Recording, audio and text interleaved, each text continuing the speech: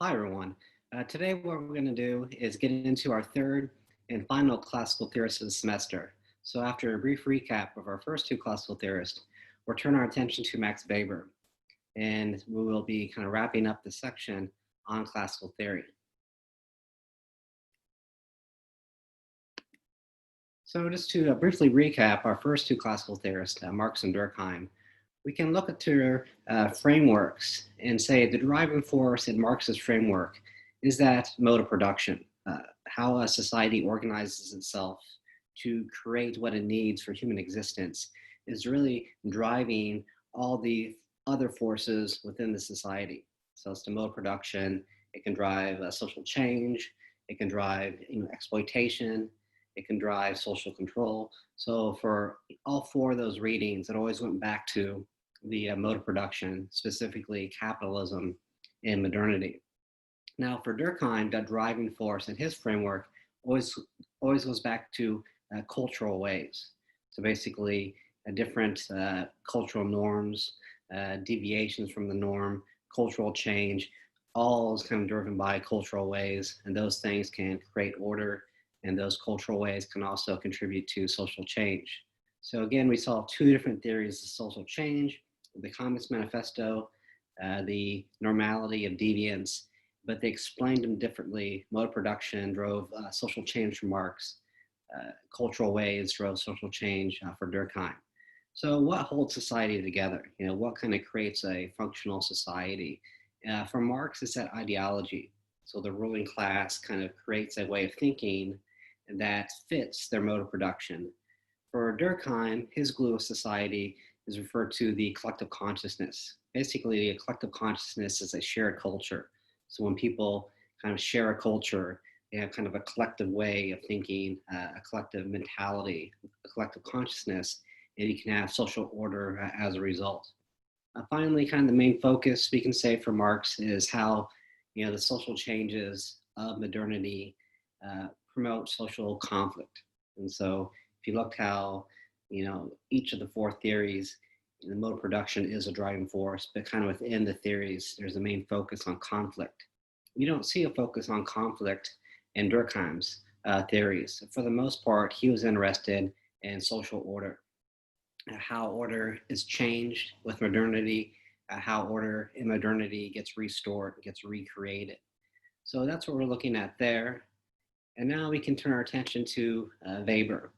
So Max Weber is probably of the three not as well known compared to Durkheim. Durkheim being considered kind of the father of the discipline, and then Marx and Engels as being kind of the more popular individuals in terms of name recognition. So although he may rank three in terms of popularity, he's probably the most influential of the three classical theorists. So as we kind of go through the semester and we start to visualize the different connections and interconnections among the theories, Weber is going to have a strong influence, a strong reach in terms of influencing the middle years and influencing contemporary social theory as well. So we can say a couple things about his background. He's from Germany and worked in Germany. You'll see kind of a lot of his work was in kind of conversation with Marx, and not really saying that Marx was wrong, but kind of showing that there's other things going on as well.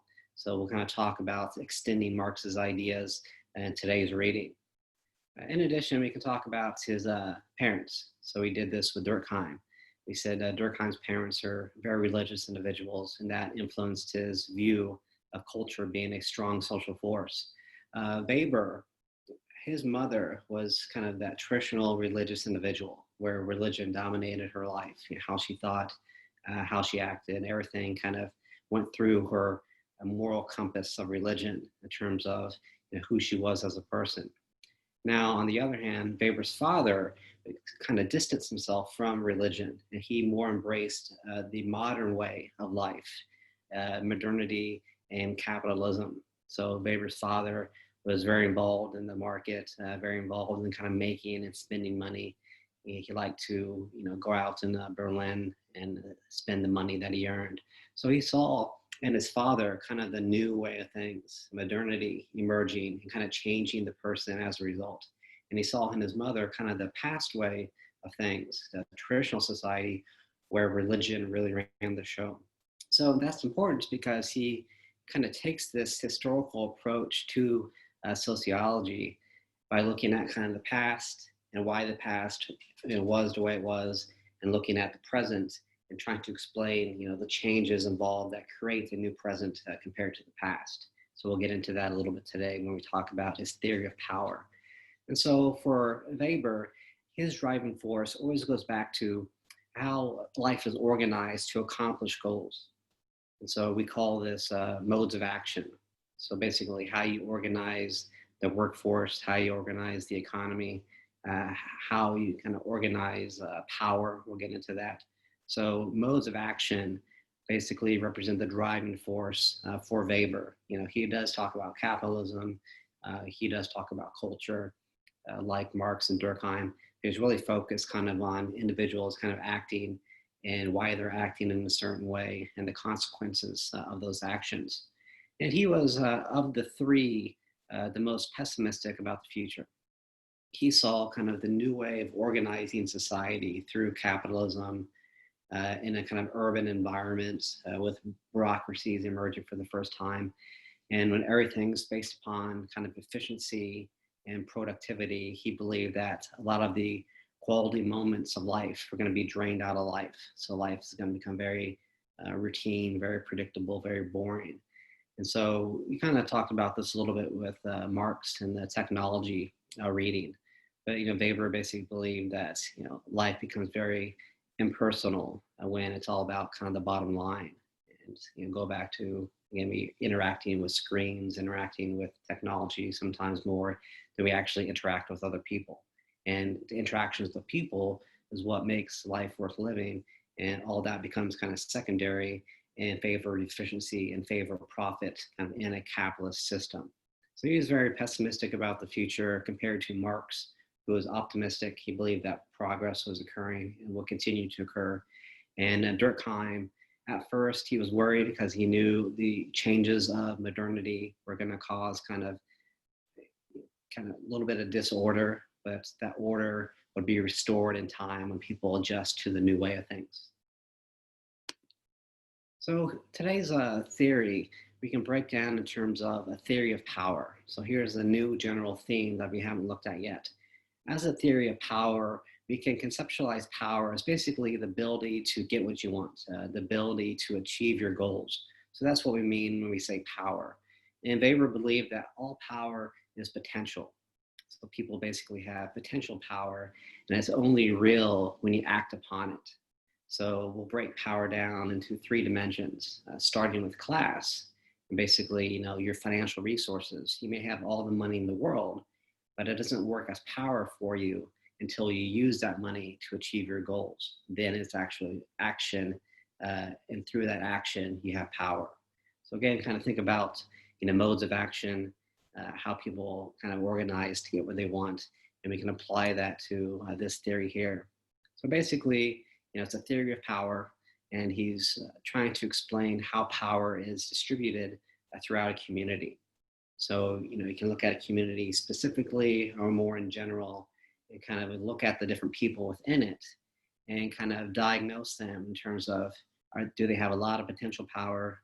Do they have some power, or do they lack power? And you would do so by looking at the three different dimensions. And so the first dimension we talk about is class. So again, class basically means financial resources, your economic position. And like Marx, he kind of talked about ownership being a big class marker. If you own the means of production, or if you lack ownership of the means of production in terms of your class position overall. And so here we can say basically money is power. In a kind of capitalist society, we have money, you can spend it directly, to get what you want, or you can spend it indirectly to get what you want. You can donate to campaigns, you can put money in different places to get things that you want in the long term, or short term, you simply kind of buy what you want to achieve your goals. So money is power in that situation, and we can recognize that basically, the more money you have, the more power you can have as a result, compared to when you lack finances, you're going to be lacking the power connected to money as well. And so one thing we can say here is he begins to extend Marx's ideas on action by kind of reminding the reader that not all action is driven by money. So basically, Marx really focused on, the capitalists trying to manipulate the workers to get more money, the workers organizing with one another to get more money. So Weber recognizes, yes, class action does exist. Class action is action that is money driven. But Weber says, in addition to that, we can't forget about communal action. Communal action is driven by one's beliefs. So you have beliefs about something, perhaps, the environment, perhaps, different social causes, and people from all different types of backgrounds will come together. Different class backgrounds, different racial backgrounds, you'll come together on your shared beliefs and act together based upon those shared beliefs. So communal action is a part of life, just as class action. So again, Weber's kind of saying, Marx, you're right, but we can't forget about kind of how things used to be when it's basically about shared beliefs, whether it be religious beliefs or any other common beliefs that brought people together to act together. So the second dimension of power we can talk about is status.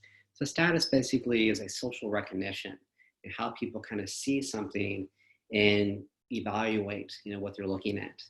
And we can say the evaluation process in terms of status is, high status we call prestige. So, if you look at a certain car and, you think it's fancy, then you give that car kind of a higher status, prestige. Then you can say it's a kind of more neutral status in the middle, where you don't elevate something higher, but you're not pushing it down as well. So it's kind of more neutral in terms of status. And then when you recognize something as kind of status neutral, basically you recognize it as normal. On the other hand, you can say when you recognize something as abnormal, but in a negative way, that's when you stigmatize it. So you have kind of the abnormal that's positive, prestige. You have the normal, basically status neutral. And then you have the abnormal in the negative direction. We call that stigma. And so you can assign status, the three different levels to any market distinction. And a market distinction is simply anything that can be used to separate different things, different automobiles, separate different people. So anything you can use to kind of divide people up into different categories, you can evaluate those categories in terms of status. So here I have example, sex. We can evaluate men and women differently just based upon being women and men, race, religion, occupations. We give different status to lifestyles, hair color, eye color. So, anything we can use to kind of put people into categories, we can use those marks of distinction to create a status ordering. And that status ordering is always a vertical one.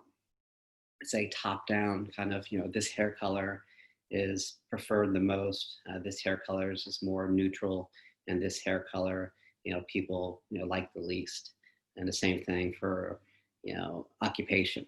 These occupations carry the most prestige. These are basically kind of neutral, seen as normal occupations. And these are occupations that people don't have a lot of respect for, wouldn't want to do for a living. So you create this kind of vertical ordering when you start to allocate different status meanings to whatever you're looking at. And so, status can operate as power in terms of when you use your social status to, again, get what you want to achieve your goals. So sometimes I like to think about different situations where, perhaps, you wanted to go to a concert and the concert's sold out. You can use your money as power to achieve your goal to get those sold out concert tickets by buying them off a secondary market or something like that. Here with status, basically you won't be using money to get the tickets, but you'd be using your kind of social recognition. And so you kind of reach out to somebody and say, hey, I'd love to be at the concert, but I couldn't get tickets. No, don't worry about it. We'll give you tickets. We'd love you to be at the show. You being at our show gives us credibility. Kind of brings us up. So here you're not spending any money just based upon how people recognize you. and basically that positive recognition they give you. They want you to be at the show. They'll give you the tickets for free. And so finally, we can look at a party. So a party is basically achieving your goals in your kind of formal group memberships, or kind of sometimes more informal connections to different groups. So here is basically, networking resources that you have, or perhaps you don't have, and kind of joint activity, kind of different groups working together, people coming together as a group to achieve their goals. So here, you can look at unions would be kind of a party. You can look at different PACs, different groups who kind of come together for political means. You can have PTA groups. And so again, kind of these formal organizations that people belong to. Individually, people lack power, but when they come together as a PTA, when they create different PACs, when they create unions, then through that kind of formal membership, they can come together to have more power than they would otherwise. So here's basically the connections that you have, the groups to which you belong, and how you can use those connections, how you can use those groups to achieve your goal and get what you want. So here, if you want those sold out tickets, maybe you don't have the social status, you don't have the money, but you belong in the VFW, and another veteran happened to work at the concert venue, and so through the kind of the networking there, you could eventually get the tickets. So again, what we're looking at here is kind of Weber saying in modern society today we have three forms of power. Compared to traditional society, there's only two. In traditional society, pre-capitalism, the only forms of power were your social status and the party power. And basically, the groups you belong to and your kind of status within the community. And in capitalism and modernity, we have a third form, and that is class. Here we start to get kind of money as we know it today, and kind of with that money, you have a new form of power. So again, go back to like his parents influencing him. He saw kind of his mom in the traditional society and his dad part of the modern society, and the differences, comparing the two different histories when it comes to how power works. So overall, we can say that the driving force, again, it's this modes of action, three different specific modes of action that contribute to the exercise of power in modern society. And again, he's kind of telling Marx that, yes, in a capitalist society, class is important when it comes to power, but we can't forget about other forms of power as well. One's social recognition can work for them or can work against them, just like having money can work for you, or lacking money can work against you. And those connections that you have formally, informally, to kind of groups of individuals, those also operate as forms of power. So now let me quickly kind of apply this theory to a few different individuals, two specific individuals and one general one. So specifically, we can look at Tom Brady and Oprah and kind of break them down in terms of their class position, their status position, and their party position. And so each one, basically, we can say that they're high, kind of neutral, or low. And so with Tom Brady, the professional football player, he has high class. He earns a lot of money through his job on the field. He earns a lot of money through advertising work off the field. So he would have high class.